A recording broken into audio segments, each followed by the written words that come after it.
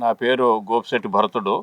మాది నేను మాజీ సైనికుడిని. మాది మిలిటరీ మాధవరం, తాడేపల్లిగూడెం మండలం. కాశ్మీర్లో నిన్న పహల్గావ్లో జరిగిన ఈ చర్య ఏదైతే ఉందో ఉగ్ర చర్య, ఇది చాలా బాధాకరమైన చర్య. దీన్ని ఉగ్రవాదుల పిరికిపంద చర్యగా నేను భావిస్తాను. వారికి ఏదైనా తేల్చుకునేది ఏదైనా ఉంటే పైనుంచి తేల్చుకోవాలి, కానీ అమాయకులైన ఒక పర్యాటక ప్రాంతానికి వచ్చిన పర్యాటకుల్ని పొట్టన పెట్టుకోవటం వారి పిరికిపంద చర్యగా నేను అభివర్ణిస్తా.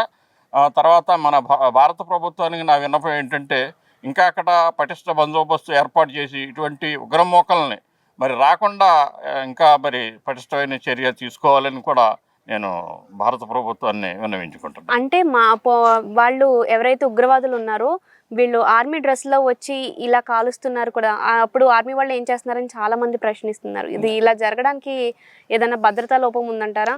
అంటే ముందు ఒక సైనిక దుస్తుల్లో రావడానికి వారు పన్నాగం ఏంటంటే, అక్కడ మ్యాక్సిమం బోర్డర్లో చూస్తే మన పహారా కాస్తున్న ఆర్మీ సైనికులే ఎక్కువ కనపడుతూ ఉంటారు. ఇక్కడ ఏంటంటే పర్యాటకులైనా అక్కడ మన ఉంటున్న మామూలు జనాంగం అయినా ఆర్మీ దుస్తుల్లో ఉన్నారంటే వీళ్ళ మన భద్రత గురించి వారు ఇక్కడ పహారా కాస్తున్నారనే ఒక భావనలో ఉంటారు.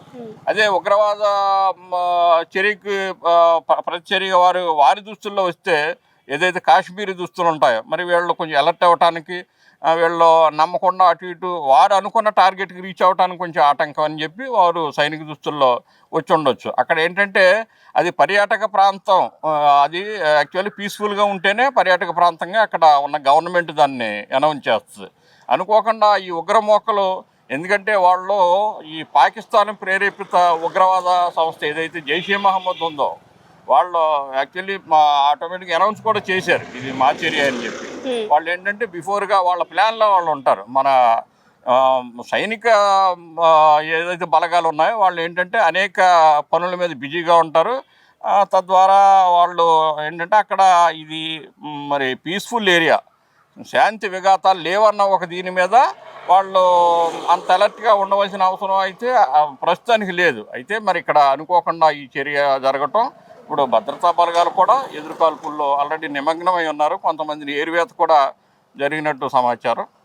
అది అక్కడ అంటే ఎప్పుడు కూడా మనకి ఇలాగా ఉగ్రదాడి జరిగింది అని అంటే ఆర్మీ వాళ్ళ మీద జరుగుతూ ఉంటుంది, ఆర్మీ వాళ్ళు అంటాం.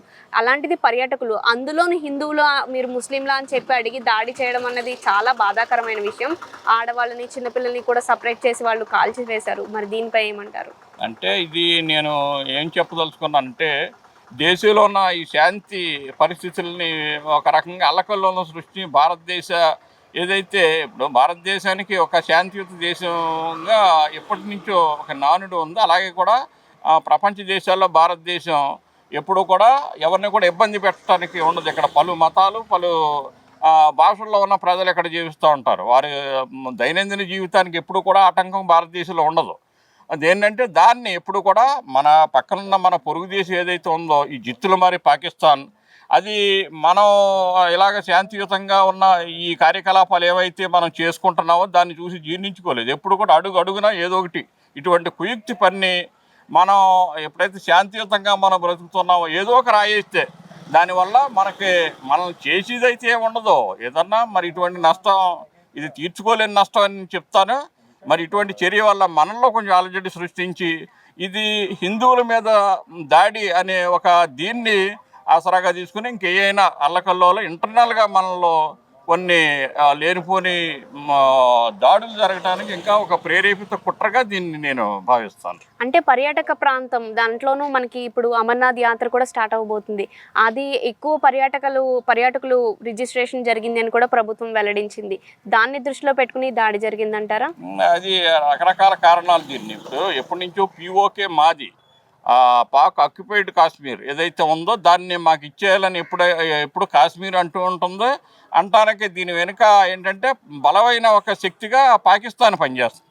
విడదీసేస్తే ఈ ఢిల్లీ అవతల పాకిస్తాన్ ఎప్పుడైతే కైవసం చేసుకుంటే పాకిస్తాన్కి మన ఇండియా మీద ఎప్పుడైనా యుద్ధం ప్రకటించడానికి కానీ అన్ని అనుకూలంగా ఉంటాయని చెప్పి దీన్ని ఆక్రమించుకోవడానికి ఎన్నో ఏళ్ల తరబడి ఇది పన్నుతున్న కుట్ర. దీంట్లో భాగంగా ఇటువంటి చర్యలకు పాల్పడితే ఇక్కడున్న పర్యాటకులు అలాగే హిందువులు కూడా అటువైపు వెళ్లకుండా ఇది ఒక ఏరియా అల్లకొల్లోల ఒక సృష్టిస్తున్న ఏరియా అని చెప్పి మన మైండ్లో ఎప్పుడైతే వాళ్ళు మరి ఇది చేయగలుగుతారో అప్పుడు పర్యాటకులు రాకుండా ఉంటారో.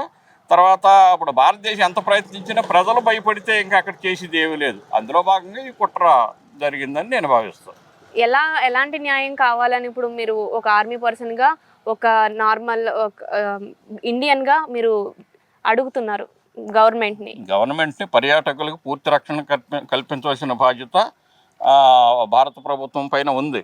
అంటే లేదని నేను చెప్పను. ఇంకా దీనికి ఏంటంటే భారత ప్రభుత్వం ఆలోచించి ఇంకా మెరుగైన మరి ఆలోచనలు చేసి దీన్ని పర్యాటకులకి ఏంటంటే మీ వెనకాల ప్రభుత్వం ఉంది, ఎటువంటి మీకు అపాయం కలగదు, ప్రమాదం కలగదు, మీ ప్రాణానికి మేము భరోసా అని చెప్పి ఒక భరోసా ఇవ్వగలిగే ఒక దీనిలో భాగంగా సైనిక బలగాల భద్రత ఇంకా పెంచి అలాగే పటిష్టమైన ఇంకా చర్యలు చేపట్టాలని నా వంతు నేను కోరుకుంటున్నాను. మీరేమన్నా షేర్ చేసుకోవాలంటే మీరు ఆర్మీలో ఉన్నప్పుడు ఏదైనా ఎక్స్పీరియన్స్ కానీ, ఒక మెమరబుల్ మూమెంట్ కానీ ఏమన్నా ఉందా? ఉందండి. మేము కూడా ఆర్మీలో ఉన్నప్పుడు కుప్పవాడ అనే ప్రాంతంలో, అలాగే ఈరోజు కూడా బారాముల్లాలో ఏదైతే అటాక్ జరుగుతుందో అక్కడ నేను సర్వీస్ చేశాను. అలాగే కుప్పవాడ అది టెర్రరిస్ట్ ఏరియా. మేము టెర్రరిస్టులు పట్టుకురావటం జరిగింది. వాళ్ళని ట్రీట్ చేస్తే వాళ్ళ ఎంత డెప్త్గా డీప్గా వాళ్ళని చేస్తే వాళ్ళ నిజాలు చెప్తారన్న ట్రీట్మెంట్ ఆ ఫోర్స్లో నేను కూడా ఉన్నా. వాళ్ళకి ఇవన్నీ కూడా మేము ఎదురుగా మేము చూసామండి.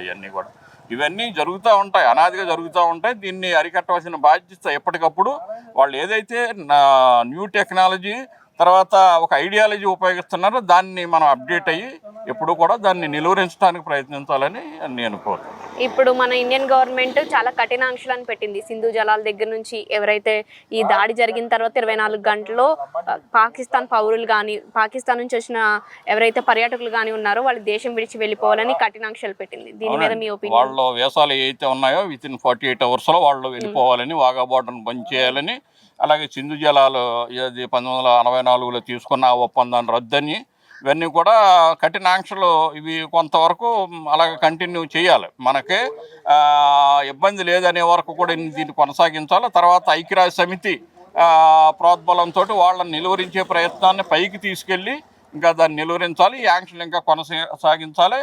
నన్ను అడిగితే ఎంబసీలో కూడా వాళ్ళ దగ్గర 60 అబోవ్ ఉన్న వాళ్ళని సంఖ్యాపరంగా వాళ్ళని కూడా తగ్గించారు. వాళ్ళ మీద కూడా మరి ఒక కన్ను వేసి జాగ్రత్తగా ఉండేలాగా భారత ప్రభుత్వం కట్టుదిట్టమైన చర్యలు తీసుకుంది. దీన్ని కొనసాగించాలని నేను మనవి చేస్తున్నాను. Thank you sir. నమస్కారం.